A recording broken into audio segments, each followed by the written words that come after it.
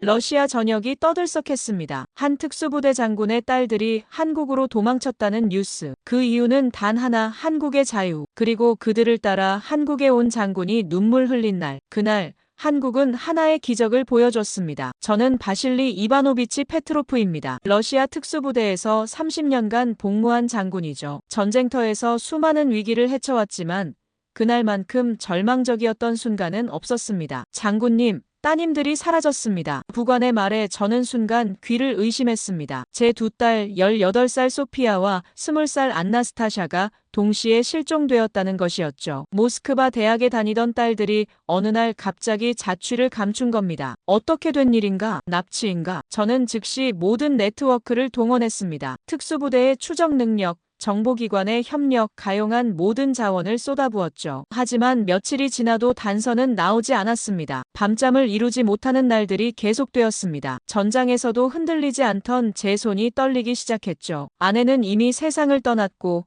저에게는 딸들이 전부였습니다. 장군님, 국제수사망에서 연락이 왔습니다. 그제서야 첫 번째 단서가 나왔습니다. 딸들의 여권이 인천공항에서 확인되었다는 것이었죠. 한국? 왜 한국인가? 저는 즉시 비행기표를 끊었습니다. 14시간의 비행 끝에 인천공항에 도착했을 때 저는 완전히 다른 세상에 발을 들여놓았습니다. 공항 직원들의 정중한 인사, 질서정연한 시설, 그리고 무엇보다 낯선 언어들이 저를 둘러쌌죠. 안녕하세요. 어디서 오셨나요? 입국 심사관이 저에게 물었습니다. 완벽한 영어였지만 그 톤은 제가 익숙한 군대식 질문과는 완전히 달랐습니다. 명령이 아니라 인사였죠. 러시아에서 왔습니다. 제 딸들을 찾으러 왔습니다. 그 순간 심사관의 표정이 바뀌었습니다. 의심이나 경계가 아니라 걱정과 동정이 스며들었죠. 혹시 도움이 필요하시면 저쪽 안내 데스크에서 통역 서비스를 받으실 수 있습니다. 저는 그 말에 잠시 멈췄습니다. 이 나라에서는 권력자도 아닌 일반 공무원이 외국인에게 이런 배려를 한다는 것이 놀라웠죠. 공항을 나서자 첫 번째 충격이 기다리고 있었습니다. 택시기사가 저를 보고 깊숙이 인사를 했습니다. 어서 오세요. 어디로 모실까요? 30년간 권력의 정점에서 살아온 제게 이런 자연스러운 예의는 생경했습니다. 러시아에서라면 제 계급장을 보고 경직된 자세로 대했을 텐데 여기서는 그냥 한 사람의 손님으로 대해주었죠. 딸들을 찾아야 합니다. 경찰서로 가주세요. 택시기사는 거울을 통해 저를 바라보며 말했습니다. 걱정이 많으시겠어요. 한국 경찰이 도와드릴 거예요. 그 순간 저는 이상한 감정을 느꼈습니다. 낯선 나라의 낯선 사람이 제 걱정을 하고 있었죠. 권력이나 지위 때문이 아니라 그냥 한 아버지의 마음을 이해하는 것 같았습니다. 서울 거리를 달리며 창밖을 바라보는데 제가 상상했던 것과는 완전히 다른 풍경이 펼쳐졌습니다. 질서정연한 교통, 깨끗한 거리, 그리고 무엇보다 사람들의 표정이 달랐죠. 긴장하거나 경계하는 기색이 없었습니다. 경찰서에 도착했을 때도 마찬가지였습니다. 접수대의 경찰관이 저를 보고 일어서며 인사했습니다. 무엇을 도와드릴까요? 제 딸들이 실종되었습니다. 러시아에서 여기로 온 것 같습니다. 통역을 통해 상황을 설명하자 담당 형사가 나타났습니다. 김 형사라고 자신을 소개한 그는 저를 별실로 안내했죠. 걱정이 많으시겠습니다. 저희가 최선을 다해 도와드리겠습니다. 그의 말투에서 진정성이 느껴졌습니다. 형식적인 업무 처리가 아니라 정말로 도우려는 마음이 있었죠. 혹시 따님들이 왜 한국에 오셨을지 아시나요? 김 형사의 질문에 저는 고개를 저었습니다. 딸들이 한국에 관심이 있었는지도 몰랐죠. 아니, 솔직히 말하면 딸들이 무엇에 관심이 있는지 제대로 알지 못했습니다. 음악이나 드라마 같은 한국 문화에 관심이 있으셨을 수도 있습니다. 요즘 젊은 분들이 한국 문화를 좋아해서 직접 오시는 경우가 많거든요. 한국 문화? 저는 그런 것들을 알지 못했습니다. 군인으로서 나라를 지키는 일에만 집중했을 뿐이죠. 그날 밤 서울의 한 호텔에서 잠 못 이루며 생각했습니다. 과연 제가 아버지로서 딸들을 제대로 알고 있었을까요? 그리고 이 낯선 나라에서 만난 사람들의 따뜻함은 무엇이었을까요? 다음 날 아침 김 형사에게서 연락이 왔습니다. 장군님, 따님들의 행적을 찾았습니다. 충청남도의 작은 도시 공주에 있는 대학에 등록되어 있습니다. 공주. 저는 지도를 펼쳐보았습니다. 서울에서 2시간 정도 떨어진 작은 도시였죠. 왜 그런 곳에 가서 대학을 다니고 있을까요? 바로 가보겠습니다. 제가 함께 가겠습니다. 통역도 필요하시고요. 김 형사의 배려에 저는 고개를 끄덕였습니다. 러시아에서라면 이런 개인적인 일에 경찰이 이렇게까지 신경 써주지 않았을 텐데 여기서는 달랐습니다. 고속도로를 달리며 창밖 풍경을 바라보는데 한국의 시골 풍경이 제 눈에 들어왔습니다. 작은 마을들과 논밭, 그리고 산들이 조화롭게 어우러져 있었죠. 한국은 참 아름다운 나라군요. 제가 중얼거리자 김 형사가 웃으며 답했습니다. 감사합니다. 공주는 특히 역사가 깊은 곳이에요. 백제의 옛 수도였거든요. 역사? 저는 한국의 역사에 대해 아는 것이 거의 없었습니다. 단지 한국 전쟁 정도만 알고 있었죠. 공주에 도착했을 때 저는 또 다른 충격을 받았습니다. 작은 도시였지만 질서정연하고 깨끗했습니다. 사람들은 바쁘게 걸어가면서도 서로 인사를 나누었죠. 여기가 국립공주대학교입니다. 대학 정문에 서자 저는 가슴이 뛰기 시작했습니다. 드디어 딸들을 만날 수 있을까요? 하지만 동시에 두려웠습니다. 왜 이런 곳에 와서 지내고 있을까요? 국제교류처에서 만난 직원분이 저희를 안내해 주었습니다.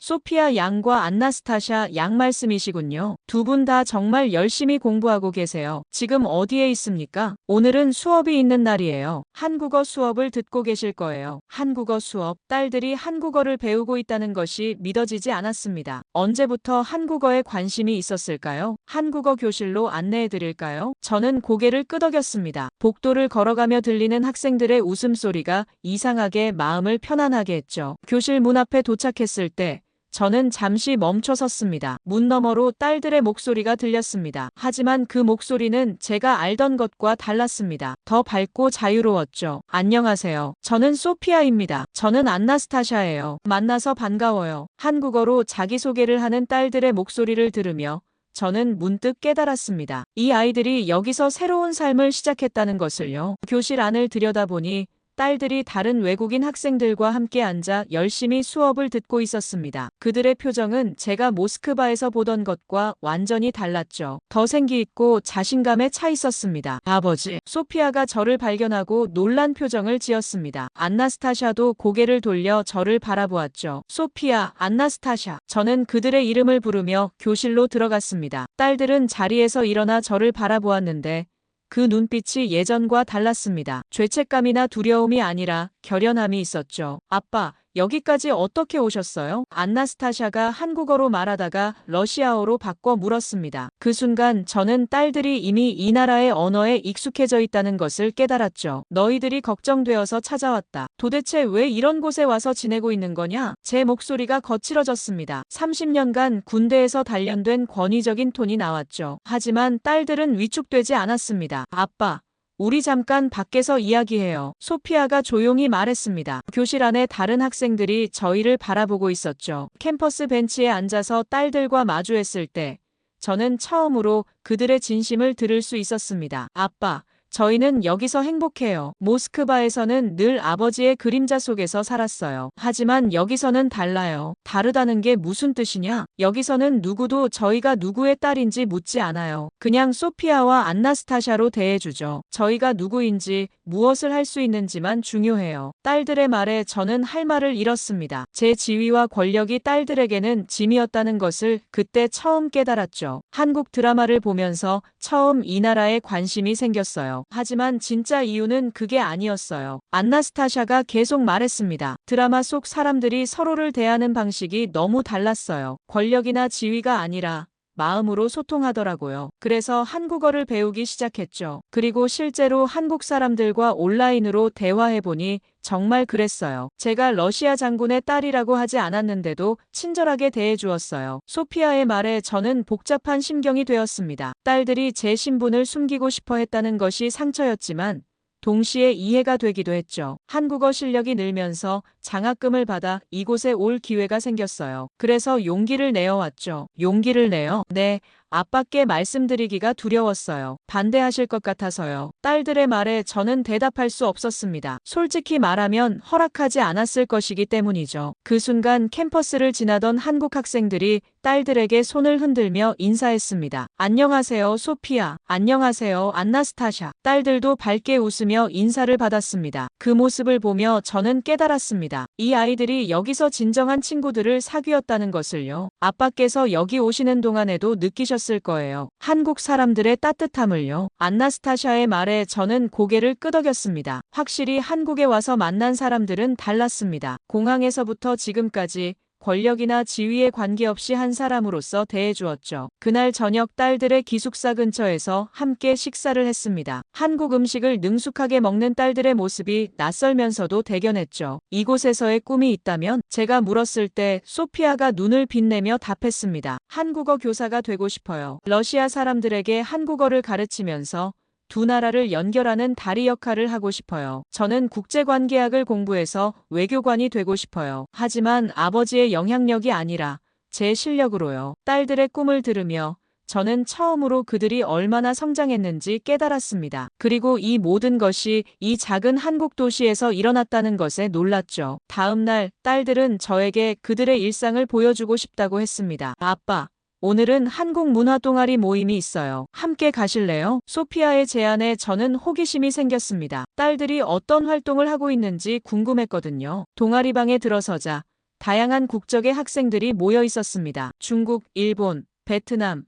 그리고 몇몇 유럽 학생들까지 모두 한국어로 대화하고 있었죠. 안녕하세요. 소피아와 안나스타샤의 아버지시군요. 한국인 선배가 저에게 인사했습니다. 그의 표정에서 진정한 환영의 마음이 느껴졌죠. 오늘은 한국 전통 놀이를 배우는 시간이에요. 함께 하시겠어요? 저는 잠시 망설였습니다. 러시아 특수부대 장군이 외국 대학생들과 놀이를 한다는 것이 어색했거든요. 하지만 딸들의 기대하는 눈빛을 보고 참여하기로 했습니다. 윷놀이라고 하는 전통 게임이에요. 학생들이 저에게 설명해 주었습니다. 간단해 보이는 놀이였지만 함께 하다 보니 예상보다 재미있었죠. 아빠도 잘하시네요. 안나스타샤가 웃으며 말했습니다. 오랜만에 딸들과 함께 웃고 있는 제 모습을 발견했죠. 이제 한국 음악도 들려드릴게요. 한 학생이 음악을 틀었습니다. 제가 들어본 적 없는 멜로디였지만 묘하게 마음을 끄는 음악이었죠. 이게 바로 방탄소년단의 음악이에요. 전 세계 젊은이들이 좋아하죠. 방탄소년단? 네, 한국의 아이돌 그룹이에요. 저희가 한국에 관심을 갖게 된 계기 중 하나였어요. 소피아가 설명했습니다. 그때까지 저는 대중음악을 하찮게 여겼습니다. 하지만 딸들과 다른 학생들이 그 음악에 대해 이야기하는 모습을 보니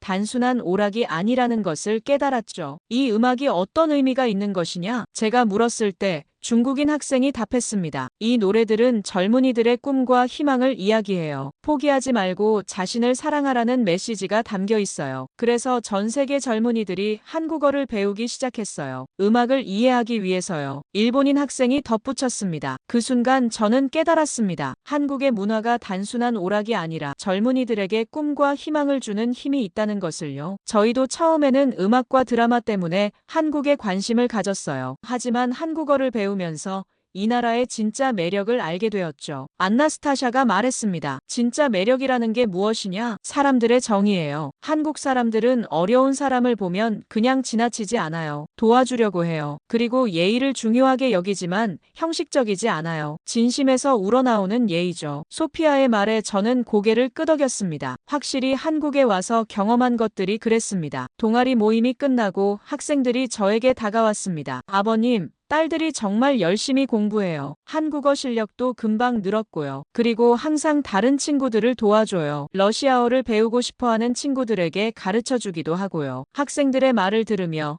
저는 딸들이 여기서 얼마나 소중한 존재가 되었는지 알 수 있었습니다. 그날 저녁 딸들과 함께 공주 시내를 걸었습니다. 작은 도시였지만 따뜻한 불빛들이 정겹게 느껴졌죠. 아빠, 이제 이해하시겠어요? 저희가 왜 이곳을 선택했는지 조금씩 이해하기 시작하는 것 같다. 제가 답했을 때 소피아가 제 팔을 끼고 말했습니다. 한국 드라마를 보면서 처음에는 그냥 재미있어서 봤어요. 하지만 점점 그 속에 담긴 가치들이 보이기 시작했어요. 가치들, 가족을 소중히 여기고 어려움을 함께 나누고 꿈을 포기하지 않는 마음이요. 그리고 진정한 사랑이 무엇인지도요. 안나스타샤가 이어서 말했습니다. 처음에는 단순히 한국어를 배우는 것이 목표였어요. 좋아하는 드라마와 음악을 이해하기 위해서요. 하지만 한국어를 배우면서 한국의 역사와 문화를 알게 되었어요. 그리고 한국 사람들과 직접 대화하면서 이 나라 사람들의 마음을 알게 되었죠. 딸들의 이야기를 들으며 저는 한류가 단순한 문화적 현상이 아니라는 것을 깨달았습니다. 그것은 다른 문화와 사람들을 이해하는 창구였던 것이죠. 그렇다면 너희들은 앞으로 어떻게 살고 싶으냐? 제가 물었을 때 딸들이 서로를 바라보며 미소를 지었습니다. 저희는 두 나라를 모두 사랑해요. 러시아도 한국도요. 그래서 두 나라를 연결하는 일을 하고 싶어요. 구체적으로 어떤 일을 하고 싶다는 것이냐? 저는 한국어 교사가 되어서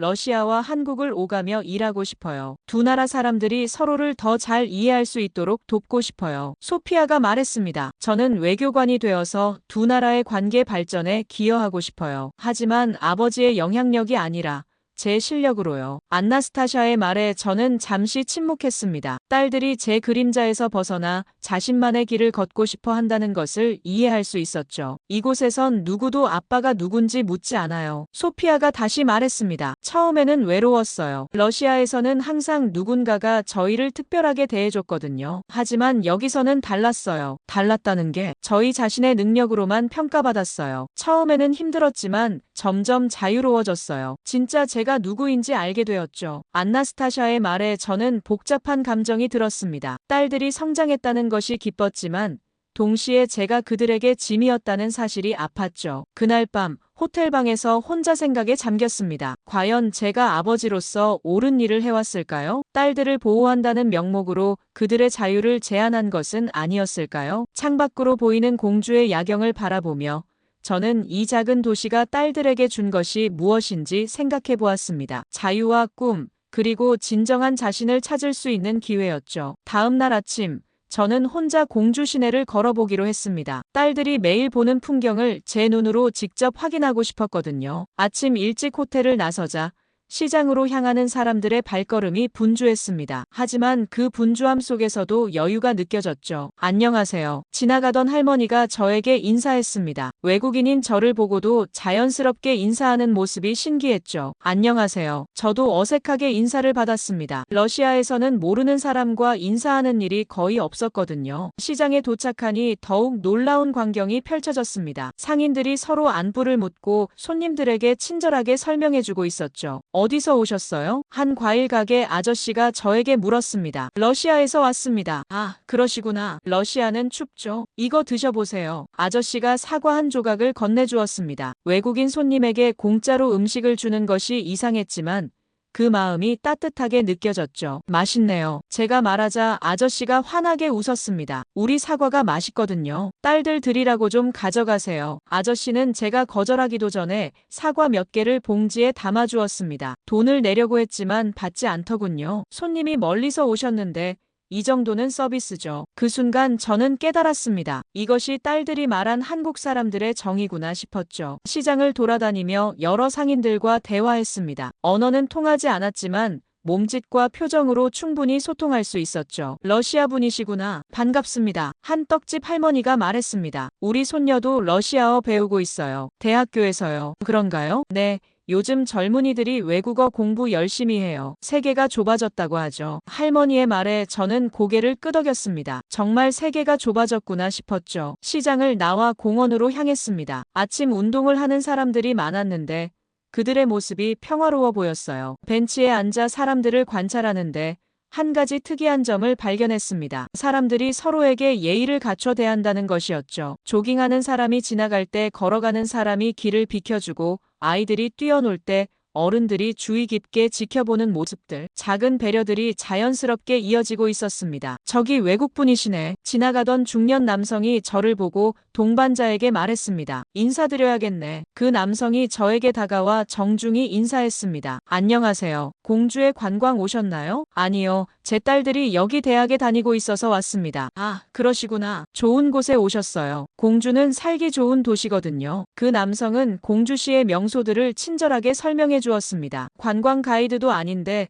외국인 한 명을 위해 시간을 내어주는 것이 신기했죠. 혹시 도움이 필요한 일이 있으시면 언제든 말씀하세요. 명함까지 건네주며 말하는 모습에 저는 감동을 받았습니다. 공원에서 나와 대학교 주변을 다시 걸어보았습니다. 어제와는 다른 시각으로 보이는 풍경들이 있었죠. 학생들이 길에서 휴지를 줍는 모습, 노인이 무거운 짐을 들고 계실 때 도와드리는 모습, 장애인을 자연스럽게 배려하는 모습들, 이런 것들이 일상적으로 일어나고 있었습니다. 점심시간이 되어 작은 식당에 들어갔습니다. 메뉴를 보고 있는데 사장님이 다가왔어요. 외국분이시네요. 뭐 드실까요? 추천해주세요. 비빔밥 어때요? 한국의 대표 음식이거든요. 사장님이 직접 비빔밥을 만들어주며 먹는 방법까지 알려주었습니다. 그리고 반찬들에 대해서도 하나하나 설명해 주었죠. 여기 김치예요. 처음에는 맵겠지만 금방 익숙해질 거예요. 이건 나물이고 이건 콩나물이에요. 마치 친구에게 설명해 주는 것처럼 자연스럽고 친근했습니다. 음식을 먹으며 주변을 둘러보니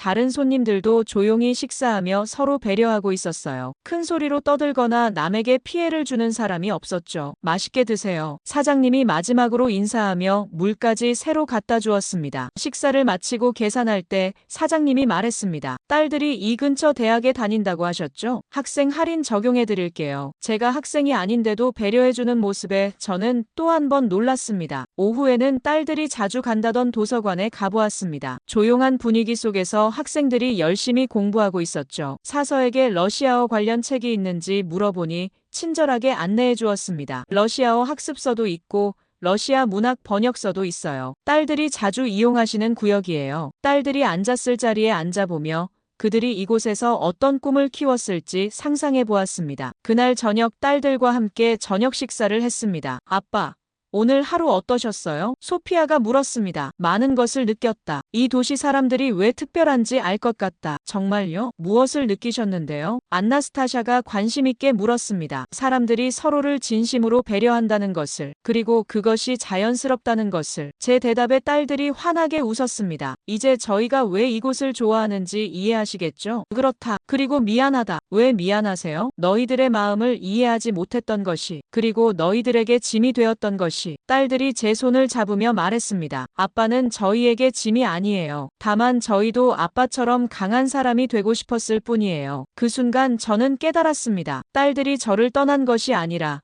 저를 닮고 싶어서 자신만의 길을 찾은 것이라는 걸요. 며칠 후 저에게 예상치 못한 일이 벌어졌습니다. 갑작스럽게 복통이 심해져서 응급실에 가게 된 것이죠. 아빠, 괜찮으세요? 딸들이 다급하게 병원으로 달려왔습니다. 저는 침대에 누워 링거를 맞고 있었죠. 걱정하지 마라. 단순한 체증이라고 하더라. 하지만 속으로는 당황스러웠습니다. 러시아에서라면 제 신분 때문에 특별한 대우를 받았을 텐데 여기서는 그냥 일반 환자 중 한 명이었거든요. 페트로프 바실리 이바노비치님, 간호사가 차트를 들고 왔습니다. 제 이름을 정확하게 발음하려고 노력하는 모습이 인상적이었죠. 네, 맞습니다. 검사 결과가 나왔어요. 의사 선생님께서 설명해 드릴게요. 간호사의 말투가 정중하면서도 따뜻했습니다. 명령하는 것이 아니라 안내하는 톤이었죠. 담당 의사가 들어왔을 때 저는 또 한 번 놀랐습니다. 의사가 제게 먼저 인사를 하며 자리에 앉았거든요. 안녕하세요, 페트로프님. 저는 담당의 김대호입니다. 안녕하세요. 우선 크게 걱정하실 필요는 없습니다. 스트레스성 위염이에요. 며칠 약물 치료하고 식단 조절하시면 괜찮아질 거예요. 김 의사는 제 상태를 자세히 설명했습니다. 의학 용어를 쓰지 않고 이해하기 쉽게 풀어서 설명해 주었죠. 혹시 최근에 스트레스를 많이 받으셨나요? 딸들 때문에 걱정이 많았습니다. 그러셨구나. 가족 걱정만큼 마음 아픈 게 없죠. 김 의사의 말에서 진정한 공감이 느껴졌습니다. 환자를 단순한 치료 대상이 아니라 한 사람으로 대하고 있었죠. 약 처방해 드릴게요. 그런데 가장 중요한 건 마음의 안정이에요. 딸들과 좋은 시간 보내시길 바랍니다. 의사가 처방전을 써주며 말했습니다. 감사합니다. 천만에요. 빨리 회복되세요. 진료가 끝나고 약국으로 향했는데 약사도 친절하게 복용법을 설명해 주었습니다. 이 약은 식후 30분에 드시고요.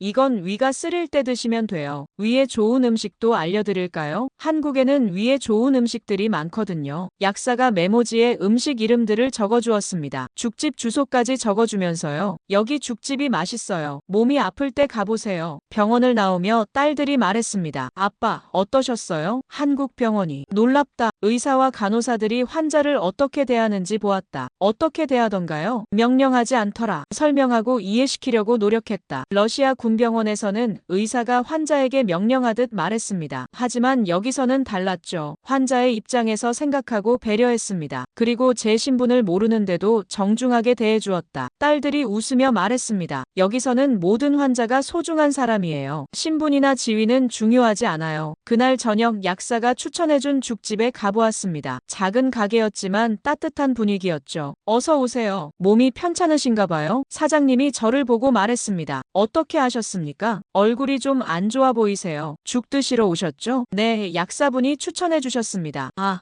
그분이 추천해 주셨구나. 뭐가 좋을까요? 닭죽이 몸에 좋은데. 사장님이 직접 죽을 끓여주며 이야기했습니다. 저도 위가 안 좋아서 죽을 자주 먹거든요. 몸이 아플 때는 따뜻한 죽만 한 게 없어요. 이 죽에는 무엇이 들어있나요? 닭고기, 쌀, 그리고 몸에 좋은 약재들이 조금씩 들어가 있어요. 맛도 좋고 몸에도 좋죠. 죽을 먹어보니 정말 맛있었습니다. 따뜻하고 부드러워서 아픈 위에 편안했죠. 맛있습니다. 다행이네요. 몸이 아플 때는 억지로 먹지 마시고 조금씩 자주 드세요. 사장님의 조언에 고개를 끄덕였습니다. 여기 자주 오시는 외국인 손님들이 있어요. 처음에는 한국 음식이 낯설어 하시더니 이제는 단골이 되셨어요. 그런가요? 네, 음식도 음식이지만 정이 통하면 어디든 고향이 되는 것 같아요. 사장님의 말에 저는 깊이 공감했습니다. 그날 밤 호텔에서 휴식을 취하며 하루를 돌아보았습니다. 병원에서 만난 사람들의 모습이 계속 떠올랐죠. 의사는 환자에게 명령하지 않고 설명했습니다. 간호사는 친절하게 안내했습니다. 약사는 필요 이상으로 도움을 주었습니다. 죽집 사장님은 환자를 가족처럼 돌보았습니다. 이런 시스템이 어떻게 가능할까 생각해 보았습니다. 러시아에서는 권력과 계급이 모든 관계를 결정했는데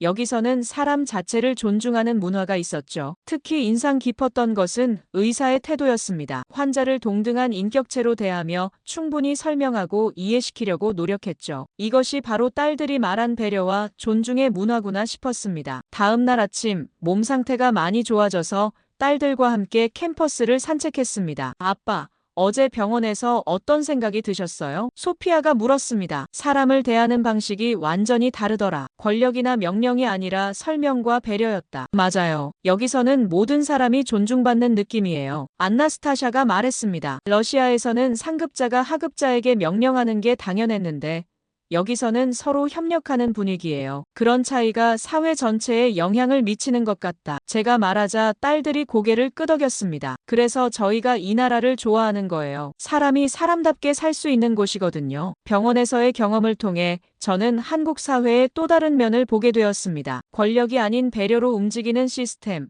명령이 아닌 설명으로 소통하는 문화. 이런 것들이 딸들의 마음을 사로잡았던 것이죠. 며칠 후 뜻밖의 일이 벌어졌습니다. 공주시장님이 직접 딸들의 대학교로 찾아온 것이죠. 혹시 러시아에서 오신 바실리 페트로프님이신가요? 시장님이 저를 찾아와 정중하게 인사했습니다. 네, 맞습니다. 저는 공주시장 이정호입니다. 외국 손님이 우리 시에 오셨다는 소식을 듣고 인사드리러 왔습니다. 저는 깜짝 놀랐습니다. 시장이 직접 일반인을 찾아오다니 러시아에서는 상상할 수 없는 일이었거든요.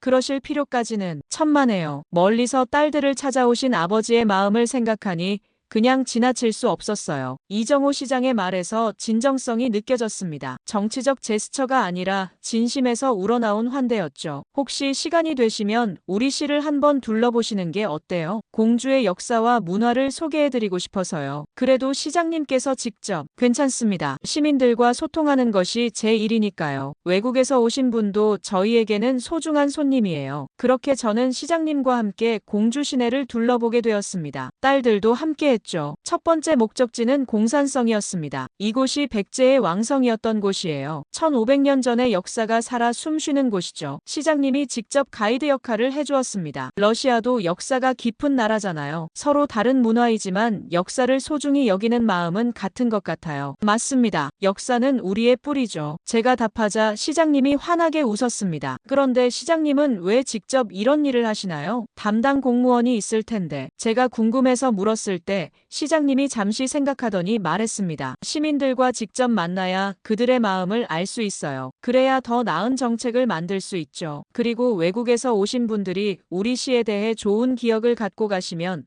그것만으로도 의미 있는 일이라고 생각해요. 시장님의 말에 저는 깊은 인상을 받았습니다. 권력자가 아래 사람들을 직접 찾아가 소통한다는 개념이 새로웠거든요. 다음으로 간 곳은 한옥마을이었습니다. 이곳은 전통 건축물을 보존하면서 현대적으로 활용하는 곳이에요. 전통과 현대의 조화군요. 네, 맞아요. 과거를 잊지 않으면서도 미래를 준비하는 것이 중요하다고 생각해요. 시장님의 철학이 느껴지는 말이었습니다. 한옥마을을 걸으며 시장님이 시민들과 인사하는 모습을 보았습니다. 거창한 의전 없이 자연스럽게 다가가 안부를 묻고 의견을 듣는 모습이었죠. 시장님, 요즘 어떠세요? 잘 지내고 계시죠? 무슨 불편한 일 없으세요? 시민들도 시장님을 편안하게 대했습니다. 권위적인 거리감 없이 친근하게 대화하는 모습이 인상적이었어요. 시장님과 시민들의 관계가 특별해 보이네요. 제가 말하자 시장님이 웃으며 답했습니다. 저희는 모두 이 도시의 가족이라고 생각해요. 가족끼리는 서로 도와야죠. 점심시간이 되어 시장님이 특별한 곳으로 안내했습니다. 여기는 우리 시에서 운영하는 경로당이에요. 어르신들이 모여서 식사도 하시고 대화도 나누시는 곳이죠. 경로당에 들어서자 어르신들이 반갑게 맞아주었습니다. 시장님 오셨어요? 외국 손님도 모시고 오셨네요. 어르신들이 저를 보고 신기해하며 인사해 주었습니다. 러시아에서 오셨다고요? 멀리서 오셨네요. 딸들이 우리 시에서 공부한다고요? 착한 딸들 두셨네요. 어르신들의 따뜻한 관심에 저는 마음이 뭉클해졌습니다. 여기서 점심 드시고 가세요. 우리가 정성스럽게 준비한 음식이에요. 어르신들이 준비한 음식을 함께 나누며 이야기를 나누었습니다. 러시아는 어떤 나라인가요? 추운 나라죠? 우리나라 겨울보다 훨씬 춥겠어요. 거기도 이런 경로당이 있나요? 어르신들의 순수한 질문들에 하나하나 답해드렸습니다. 러시아도 어르신들을 모시는 곳이 있지만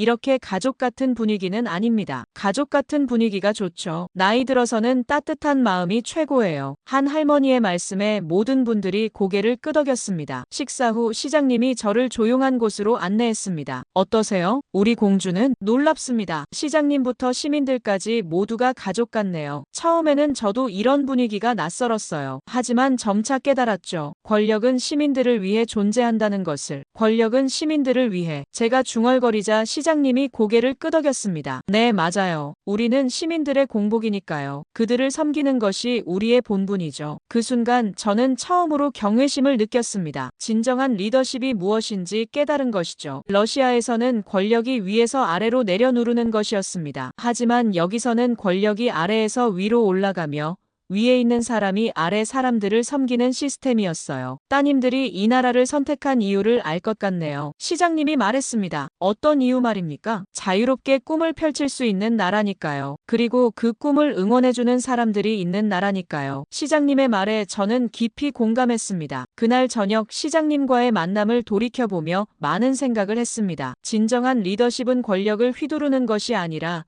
사람들을 섬기는 것이라는 깨달음을 얻었죠. 그리고 이런 문화 속에서 자란 한국 사람들이 왜 그토록 따뜻하고 배려 깊은지 이해할 수 있었습니다. 서로를 존중하고 배려하는 것이 일상이 된 사회. 그것이 바로 딸들이 찾던 세상이었던 것이죠. 한국에 온 지 일주일이 지났을 때 저는 딸들과 깊은 대화를 나누기로 했습니다. 이제는 그들의 선택을 이해할 수 있을 것 같았거든요. 아빠, 정말 많이 변하셨어요. 소피아가 저를 바라보며 말했습니다. 어떻게 변했다는 것이냐? 처음 오셨을 때는 화가 나 있으셨잖아요. 지금은 평화로워 보여요. 안나스타샤도 고개를 끄덕였습니다. 그리고 저희 이야기를 들어주려고 하세요. 예전에는 일방적으로 말씀하셨는데 딸들의 말에 저는 씁쓸한 미소를 지었습니다. 제가 그동안 얼마나 권위적이었는지 깨달았거든요. 이 나라에서 많은 것을 배웠다. 사람을 대하는 방법, 소통하는 방법을 말이다. 아빠가 배우신 것 중에 가장 큰 것은 무엇이에요? 소피아가 물었습니다. 경청하는 것이다. 상대방의 말을 끝까지 듣고 이해하려고 노력하는 것. 러시아에서 저는 항상 명령하고 지시했습니다. 하지만 한국에서는 사람들이 서로의 말을 끝까지 들어주었죠. 그리고 배려하는 것. 상대방의 입장에서 생각해보는 것. 딸들이 환하게 웃었습니다. 이제 저희가 왜 이곳을 선택했는지 정말로 이해하시는군요. 그렇다. 그리고 미안하다. 왜 미안하세요? 너희들의 꿈을 인정하지 않았던 것이, 그리고 내 권력의 그림자로만 살게 했던 것이. 저는 진심으로 사과했습니다. 아빠, 저희는 아빠를 원망한 적이 없어요. 다만 저희만의 길을 걷고 싶었을 뿐이에요. 안나스타샤가 제 손을 잡으며 말했습니다. 이곳에선 누구도 아빠가 누군지 묻지 않아요. 소피아가 다시 그 말을 했습니다. 하지만 이번에는 그 의미를 완전히 이해할 수 있었죠. 처음에는 서운했어요. 러시아에서는 항상 특별한 대우를 받았거든요. 하지만 여기서는 달랐죠. 여기서는 제가 누구의 딸인지가 아니라 제가 무엇을 할 수 있는지만 중요했어요. 처음에는 무력감을 느꼈어요. 아무도 저희를 알아주지 않는다고 생각했거든요. 안나스타샤가 계속 말했습니다. 하지만 점차 깨달았어요. 진정한 인정은 실력으로 받는 것이라는 걸요. 한국어를 열심히 배우고 친구들과 진실한 관계를 맺으면서 진짜 저희를 발견했어요. 소피아의 말에 저는 고개를 끄덕였습니다. 그래서 너희들이 이렇게 밝아졌구나. 네, 맞아요. 여기서는 저희가 저희답게 살 수 있어요. 그 순간 저는 깨달았습니다. 딸들이 원했던 것은 자유가 아니라 진정한 자아를 찾는 것이었다는 걸요. 그런데 아빠는 어떻게 하실 거예요? 러시아로 돌아가시겠어요? 소피아가 조심스럽게 물었습니다. 저는 잠시 생각했습니다. 러시아로 돌아가면 다시 예전의 삶으로 돌아가야 했죠. 권력과 계급, 명령과 복종의 세계로요. 아직 모르겠다. 하지만 확실한 것은 예전의 내가 아니라는 것이다. 어떤 의미에서요? 이제는 사람들과 소통하는 방법을 알게 되었다. 그리고 진정한 리더십이 무엇인지도. 딸들이 관심 있게 들었습니다. 진정한 리더십은 권력으로 누르는 것이 아니라 섬기는 것이더라. 공주시장을 보면서 깨달았다. 아빠가 그런 말씀을 하시다니 놀라워요. 안나스타샤가 말했습니다. 사람은 변할 수 있다는 것을 보여준 것이 너희들이다. 그날 저녁 딸들과 함께 한강에서 산책했습니다. 공주의 작은 강이었지만 평화로웠죠. 아빠, 이제 저희가 하고 싶은 이야기를 들어주세요. 소피아가 말했습니다. 무슨 이야기냐? 저희의 꿈에 대한 이야기요. 안나스타샤가 이어서 말했습니다. 저는 정말로 한국어 교사가 되고 싶어요. 러시아 사람들에게 한국의 아름다운 문화를 전해주고 싶어요. 그리고 저는 외교관이 되어서 두 나라의 관계를 더 좋게 만들고 싶어요. 하지만 아버지의 이름이 아니라 제 실력으로요. 딸들의 꿈을 들으며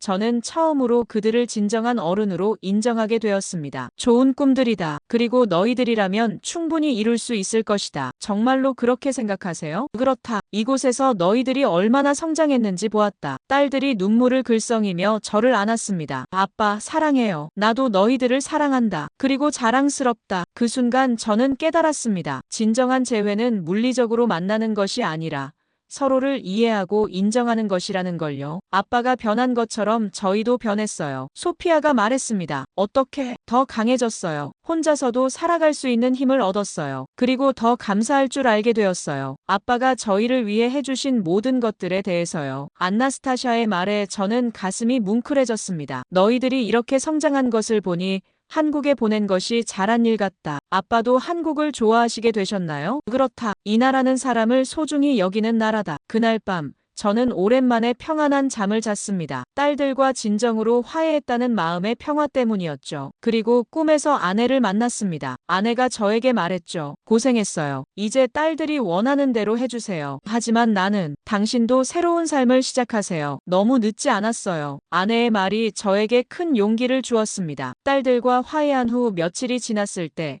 저는 중대한 결정을 내려야 할 때가 왔다는 것을 깨달았습니다. 아빠, 언제 러시아로 돌아가세요? 안나스타샤가 조심스럽게 물었습니다. 아직 정하지 않았다. 사실 저는 고민이 많았습니다. 러시아로 돌아가면 예전의 삶으로 돌아가야 했죠. 하지만 한국에서의 경험은 저를 완전히 바꿔놓았습니다. 아빠, 혹시 한국에 더 계실 생각은 없으세요? 소피아가 물었습니다. 한국에 더 있는다고? 네, 저희와 함께요. 딸들의 제안에 저는 잠시 말문이 막혔습니다. 하지만 내가 여기서 무엇을 할 수 있겠느냐? 아빠의 경험과 지식을 나누실 수 있어요. 어떻게? 대학에서 강의를 하시는 거예요. 리더십이나 국제관계에 대해서요. 안나스타샤의 말에 저는 흥미를 느꼈습니다. 누가 러시아 군인의 강의를 듣겠느냐? 아빠, 이제는 러시아 군인이 아니라 한 사람의 인생 선배예요. 소피아가 말했습니다. 그리고 아빠께서 한국에서 배우신 것들을 다른 사람들과 나누실 수 있잖아요. 딸들의 말을 들으며 저는 새로운 가능성을 생각해 보았습니다. 다음 날 공주대학교 총장을 만날 기회가 생겼습니다. 바실리 장군님, 만나서 반갑습니다. 안녕하세요, 총장님. 따님들이 우리 대학의 자랑입니다. 정말 열심히 공부하고 계세요. 감사합니다. 혹시 우리 대학에서 특강을 해주실 생각은 없으신가요? 총장의 제안에 저는 깜짝 놀랐습니다. 특강이라니요? 리더십에 대한 강의요. 장군님의 경험담을 학생들에게 들려주시면 좋겠어요. 하지만 저는 한국어를 못합니다. 통역을 해드릴 수 있어요. 그리고 따님들이 도와주실 수도 있고요. 저는 잠시 생각했습니다. 과연 제가 학생들에게 무엇을 전해줄 수 있을까요? 어떤 내용을 이야기하면 될까요? 진정한 리더십이 무엇인지, 그리고 서로 다른 문화 간의 이해에 대해서요. 총장의 말에 저는 고개를 끄덕였습니다. 한번 해보겠습니다. 일주일 후. 저는 처음으로 강단에 섰습니다. 수많은 학생들이 저를 바라보고 있었죠. 안녕하세요. 저는 바실리 페트로프입니다. 어색한 한국어로 인사를 시작했습니다. 학생들이 웃으며 박수를 쳐주었어요. 저는 30년간 러시아 군대에서 복무했습니다. 그리고 한 달 전 이곳 한국에 왔습니다. 처음 한국에 왔을 때 저는 화가 나 있었습니다. 제 딸들이 갑자기 사라져서 걱정이 많았거든요. 학생들이 집중해서 들었습니다. 하지만 한국에서 한 달을 지내며 많은 것을 배웠습니다. 첫 번째는 경청하는 것입니다. 상대방의 말을 끝까지 듣는 것이 얼마나 중요한지 깨달았습니다. 두 번째는 배려하는 것입니다. 상대방의 입장에서 생각하는 것이 진정한 리더십의 시작이라는 것을 알았습니다. 세 번째는 섬기는 것입니다. 진정한 리더는 권력으로 누르는 것이 아니라 사람들을 섬기는 것이라는 걸 배웠습니다. 학생들이 진지하게 들었습니다. 저는 한국에서 새로운 삶을 시작하고 싶습니다. 제가 배운 것들을 여러분과 나누면서요. 강의가 끝나고 학생들이 질문했습니다. 교수님, 러시아와 한국의 가장 큰 차이점은 무엇인가요? 소통 방식입니다. 러시아는 위에서 아래로 명령하는 문화이지만 한국은 서로 대화하며 이해하려는 문화입니다. 교수님은 왜 한국에 남기로 결정하셨나요? 이곳에서 진정한 자유를 느꼈기 때문입니다. 권력이나 지위가 아니라 사람 자체로 인정받는 자유를요. 학생들의 질문에 답하며 저는 제 결정이 옳았다는 확신을 갖게 되었습니다. 강의를 마치고 딸들과 함께 캠퍼스를 걸었습니다. 아빠, 정말 멋있으셨어요. 소피아가 말했습니다. 학생들이 아빠 이야기에 감동받는 것 같았어요. 안나스타샤도 기뻐했습니다. 이제 정말로 한국에서 새로운 삶을 시작하시는 거죠? 그렇다. 리더십과 자유에 대해 가르치는 교수가 되겠다. 그날 저녁, 저는 러시아 국방부에 사직서를 제출했습니다. 30년간의 군 생활을 정리하는 순간이었죠. 새로운 시작이다. 딸들이 저를 안아주었습니다. 아빠, 이제 저희가 아빠를 자랑스럽게 생각해요. 왜? 아빠만의 길을 찾으셨으니까요. 저희처럼요. 그 순간 저는 깨달았습니다. 진정한 용기는 변화를 받아들이는 것이라는 걸요. 지금 저는 공주대학교에서 리더십과 자유라는 과목을 가르치고 있습니다. 학생들에게 진정한 리더십이 무엇인지,